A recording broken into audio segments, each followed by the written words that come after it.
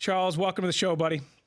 Hey, Jay, man, what's up, man? Good talking to you. Oh, it's great to have you on. So as you watch this unfold and you see the vote yesterday, what are you going through? Because you represent the Raiders as much as anybody else in the last 20 years. What were your feelings, and how do you think those fans are going to react? Knowing that fan base, as well as I do, this stings like no other, and I understand that completely. These are diehard Raiders fans. They bleed silver and black. So for that team to, pick up and move and now going to Vegas, man, the fans are devastated. But the one thing I do know about Oakland fans is it doesn't really matter where they are, in my opinion. I still feel like there's still going to be diehard Raiders fans because it's in their blood. It's in their DNA. There's going to be a few instances where there's going to be some people that say, you know what, I can't do it, I'm done. But I think for most of the Raiders fans, they're going to follow that team wherever they go. So you feel like they'll be able to draw a line between supporting Mark Davis and continuing to buy tickets and say, I don't care about him.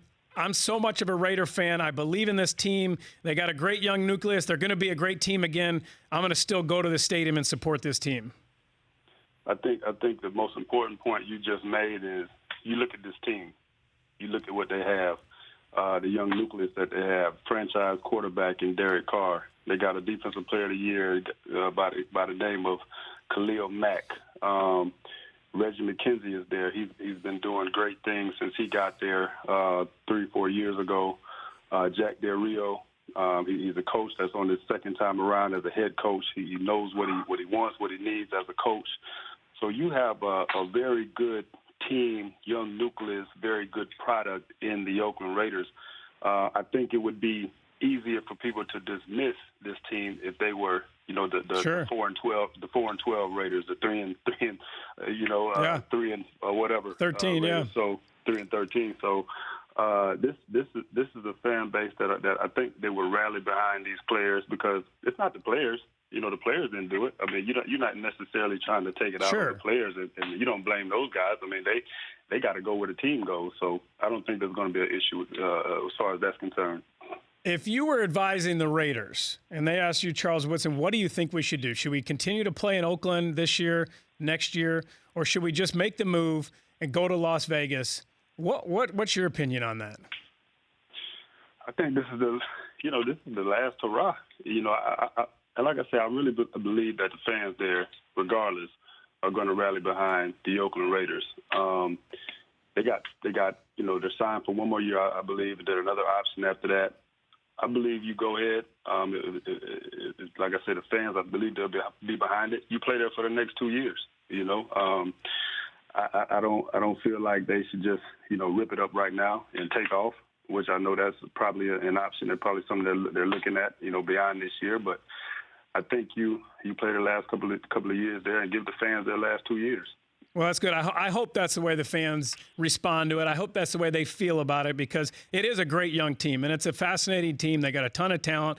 Mari Cooper as well, a wide receiver, as well as all the players that you talked about. And I think it'll be, a fascinating thing to watch how these fans respond to this team and the players, and hopefully it's positive, but also to, the ownership. You've been open so much about your mistakes when you were young. I loved, and I texted you about it. I loved watching, the 30 for 30 on you, and you talked about the mistakes that you made and overcoming those. There's been a lot of debate about going to Las Vegas and young players in Las Vegas with discretionary income. How do you think that, do you think that that's going to have an impact on those young guys, a negative impact? And two, what would your message be to them?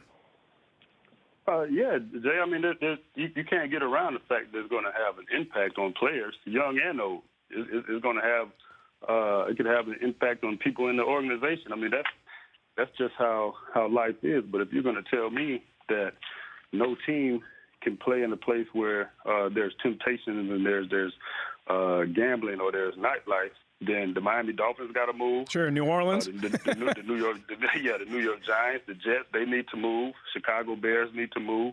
All of these teams that play in cities where it's all night long. It's time for them to pick up and move somewhere where there's no threat.